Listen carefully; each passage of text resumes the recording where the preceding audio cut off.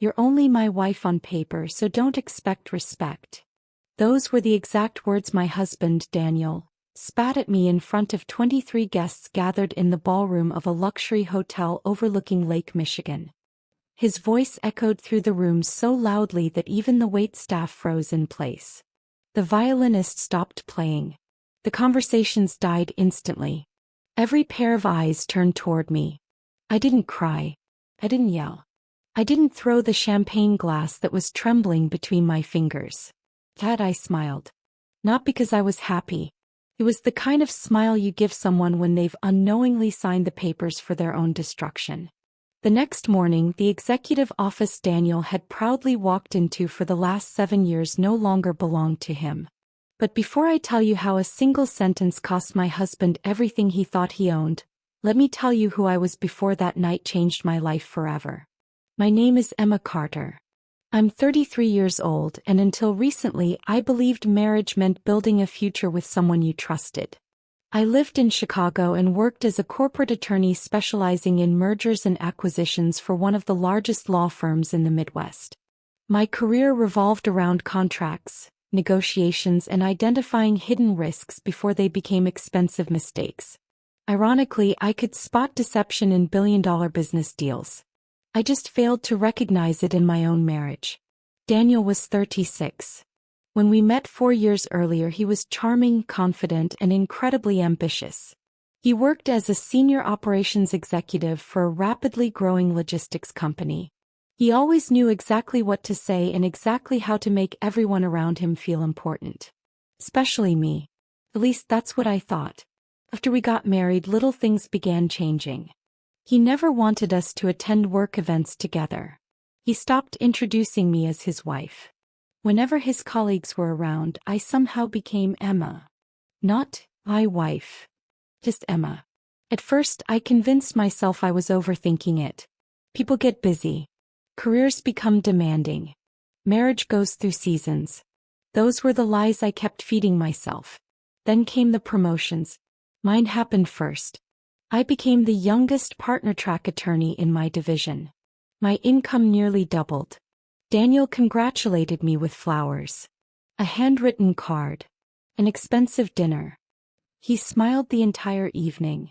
Looking back now, I realize it wasn't happiness. It was calculation. Because from that moment on, everything I earned quietly became our money. But everything he earned remained his. Whenever vacations were planned, I paid. When we upgraded to our downtown penthouse, I covered the larger down payment because Daniel insisted it was just smarter financially.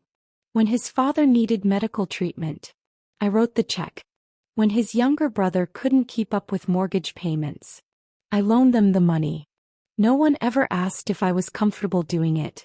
They simply assumed I would. As I always had. I wasn't trying to buy anyone's love. I genuinely believed that's what family did for each other. Until Daniel slowly stopped treating me like family himself. The first real warning came 6 months before our anniversary gala. His company hosted an executive retreat in Aspen. Spouses were invited. I spent weeks clearing my schedule.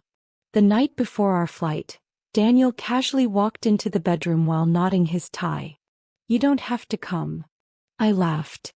"I've already packed." He didn't laugh back. "It'll mostly be networking.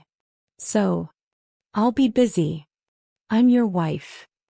He looked at me for several long seconds before answering. "I just don't want people thinking I got where I am because of you." That sentence stayed with me for weeks. Not because it hurt. Because it didn't make sense. I had never once taken credit for his career.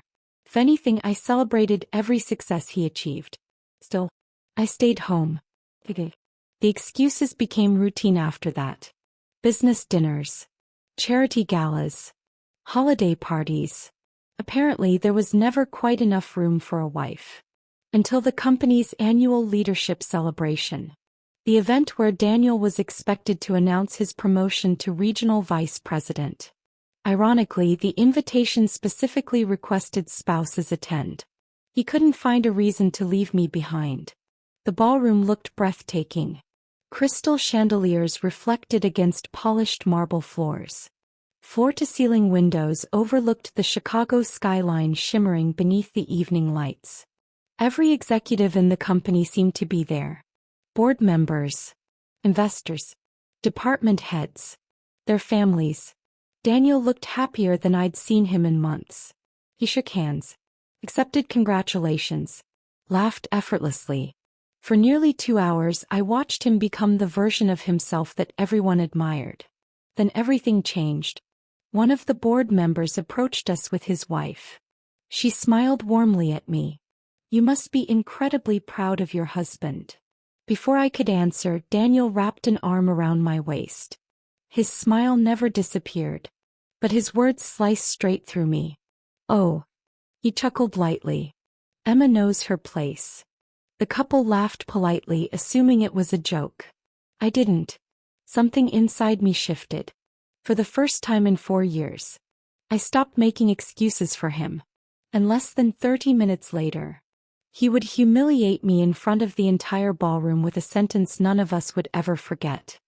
I didn't say a word to Daniel on the drive home. For the first time since we got married, I wasn't trying to fix the tension between us. I wasn't asking if he was okay. I wasn't wondering if I had done something wrong. I was simply watching him. And that scared me more than anything. Because the man sitting beside me looked exactly like the person I had fallen in love with 4 years earlier. Same confident smile. Same expensive watch. Same perfectly pressed suit. But now I was starting to realize something painful. I had been married to the version of Daniel he wanted me to see. Not the man he actually was. When we reached our apartment, he acted as if nothing had happened. He loosened his tie, opened the refrigerator, and asked the most ridiculous question possible. "Are you still upset about tonight?" I stood near the doorway staring at him. "Are you asking because you care?" He looked annoyed. "No, I'm asking because I don't understand why you're making this such a big deal." That answer told me everything. Not because it was cruel, because it was honest. Daniel genuinely didn't understand why humiliating his wife in front of his coworkers was wrong. In his mind, the problem wasn't what he said. The problem was that I reacted. "You embarrassed me," I said quietly. He rolled his eyes. "Emma, you always make things bigger than they are." There it was again. The same phrase. The same way of making me question my own feelings. For years I had convinced myself that Daniel was just stressed. That he was under pressure. That every couple had difficult moments. But standing there that night, I finally saw the pattern. Every time he hurt me, he made me apologize for being hurt. "I need to sleep," he said, walking toward the bedroom. And just like that, the conversation was over. Or at least that's what he thought. Because Daniel had no idea that something inside me had changed. The next morning, I woke up before sunrise. Instead of making coffee for both of us like I usually did, I sat at my desk and opened my laptop. For the first time in years, I wasn't looking at our finances as a wife. I was looking at them as an attorney. And within 30 minutes, I knew my marriage had been built on more lies than I ever imagined. The first thing I noticed was a series of transfers from our joint account. Small enough that most people wouldn't notice. Large enough that they couldn't be accidental. Every month, money was being moved into another account. An account that had Daniel's name attached to it. I stared at the screen. My first thought was that maybe there was a reasonable explanation. Daniel had always helped his family. Maybe it was another emergency. Maybe he had forgotten to mention it. I wanted to believe that. I really did. But then I opened the transaction history. The payments weren't new. They had been happening for almost 2 years. 2 years. 2 years of him taking money from an account we shared without telling me. I kept scrolling. Then I found the notes attached to several transfers. Apartment. Car payment. Monthly allowance. I felt my stomach tighten. Because these weren't medical bills. They weren't emergencies. They were lifestyle expenses. Expenses I had unknowingly been helping fund. I continued searching. And that's when I found the credit card. A card I had never seen before. The balance was almost $30,000. I clicked on the statements. At first, I thought maybe it belonged to one of his business accounts. Then I saw the purchases. A luxury hotel in downtown Chicago. A 5-star restaurant. A jewelry store. And then I saw a name written in the reservation details. Samantha Reed. I froze. I knew exactly who she was. Samantha was the marketing director at Daniel's company. The same woman he claimed was just a colleague. The same woman who had once placed her hand on his shoulder during a company dinner and laughed when I introduced myself as his wife. When I asked Daniel about her later, he smiled and said, "You're being insecure." I closed my laptop. Not because I couldn't handle the truth. Because suddenly the truth was becoming impossible to ignore. Daniel wasn't embarrassed by me. He was hiding me. There was a difference. And that difference changed everything. That evening when Daniel came home, I watched him walk through the door like a man who believed he had everything under control. He kissed my forehead. Asked how my day was. Complained about his boss. I answered normally. I smiled. I played along. Because for the first time in our marriage, I wasn't reacting. I was collecting evidence. After dinner, Daniel sat across from me with a glass of wine in his hand. "I have good news." I looked up. "What happened?" He smiled proudly. "The board approved my promotion." I congratulated him. And he didn't notice how empty the words sounded. Then he continued. "They want me to lead the opening of our new East Coast division." "That's great," I said. "It means we'll have to move." I looked at him. "Move?" "Yes. New York." He reached across the table and squeezed my hand. "This is exactly what we need, Emma. A fresh start." A fresh start. I almost smiled. Because Daniel thought he was offering me a new beginning. He didn't know he was giving me something much more valuable. Time. Time to find out exactly how deep his lies went. Time to protect myself. And time to prepare the one thing Daniel never expected from me. A response. Because while he was planning his new life in New York, I was quietly preparing to end the one he had built on my sacrifice. And the next discovery I made would reveal that Daniel's betrayal went far beyond an affair. It was a plan. A plan that had been in motion long before that night in the ballroom. For the next 2 weeks, I became the woman Daniel thought I had stopped being. The supportive wife. The quiet partner. The person who smiled, nodded, and asked how his day was. But this time it wasn't because I was afraid of losing him. It was because I needed him to believe he had already won. Daniel became obsessed with the New York opportunity. Every evening he sat at the kitchen island talking about his future. The new office. The bigger salary. The executives he would meet. The reputation he would build. He talked about everything except the one thing that made all of it possible. Me. The woman who had covered bills when his career was uncertain. The woman who had paid for opportunities he never could have afforded. The woman whose name was on documents that protected his success. And the more he talked, the more I realized something. Daniel didn't see our marriage as a partnership. He saw it as a business arrangement. One where I had invested everything. And he planned to walk away with the profits. I continued quietly gathering information. As a corporate attorney, I knew something most people didn't. The truth wasn't found in accusations. It was found in documents. So I stopped searching for reasons to forgive Daniel. And started searching for facts. I reviewed every account. Every contract. Every shared investment. Every piece of property connected to us. And slowly the picture became clear. Daniel hadn't just been hiding money. He had been preparing for a future where I wasn't included. The apartment we lived in. The one I thought we bought together. Daniel had secretly started discussions with a realtor about selling it after the move. The vacation property we purchased 3 years earlier. He had already asked about transferring ownership. And the most painful discovery came from an email I found buried in a folder labeled tax documents. It was a conversation between Daniel and his financial advisor. The subject line said, "Post-divorce asset protection." I stared at those words for a long time. Post-divorce. Not, if things don't work out. Not marriage concerns. Post-divorce. He had already planned the ending.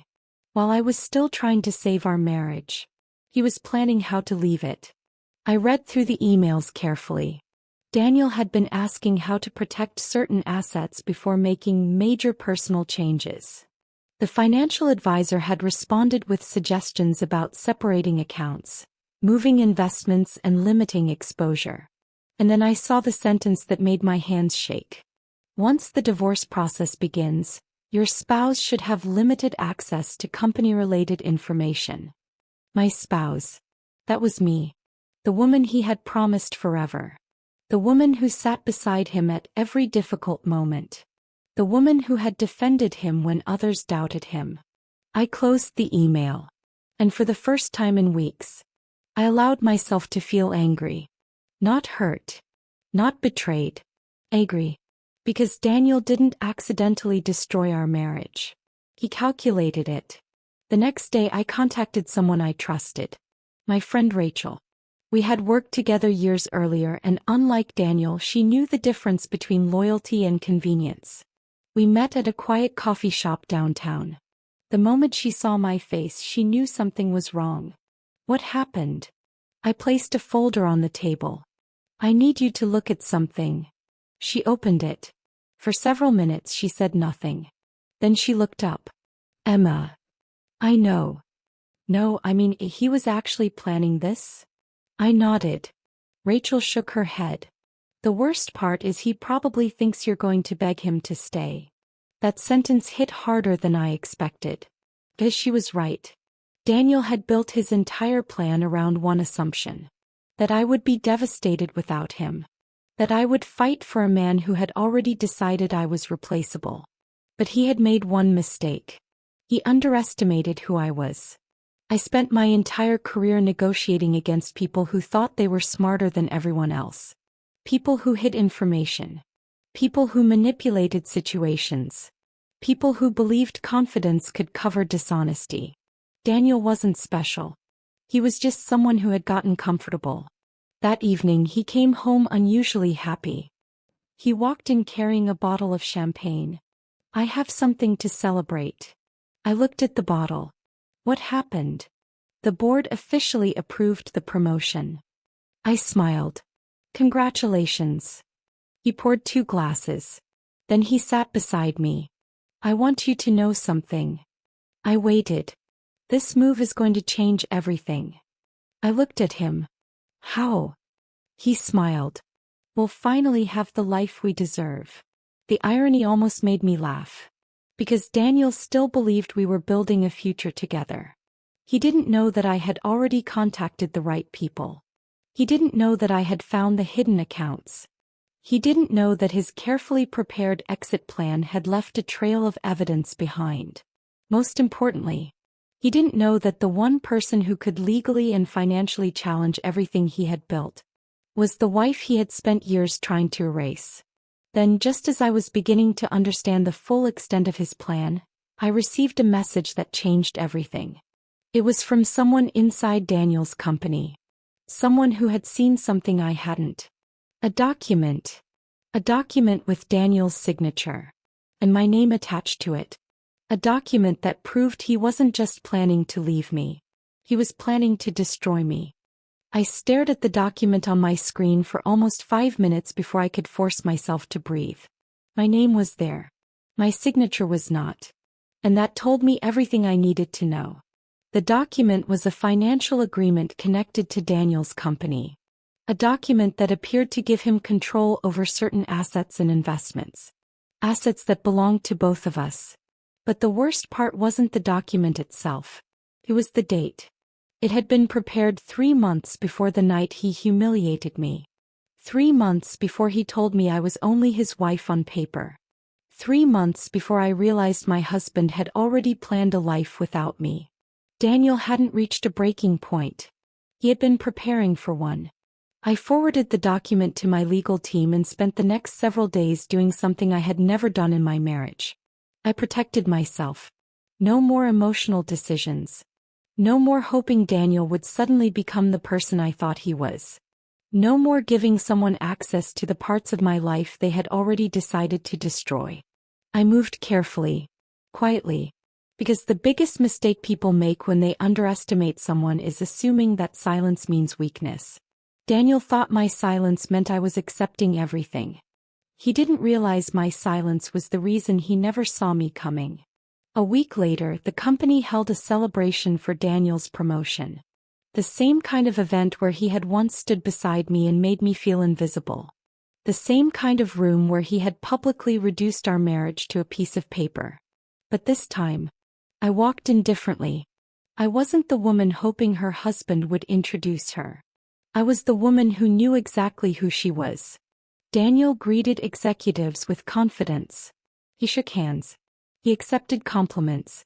Everyone congratulated him on becoming the new regional vice president.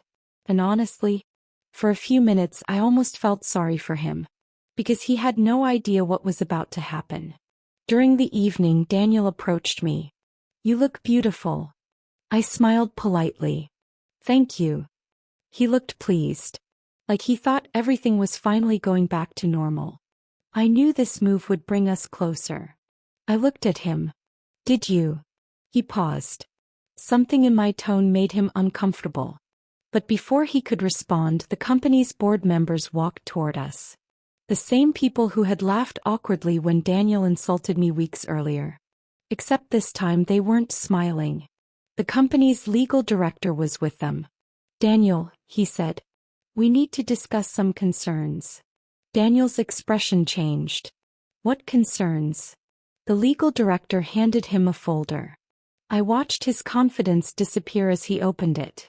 Inside were copies of financial records, emails, transfer histories, and the document he thought I would never find.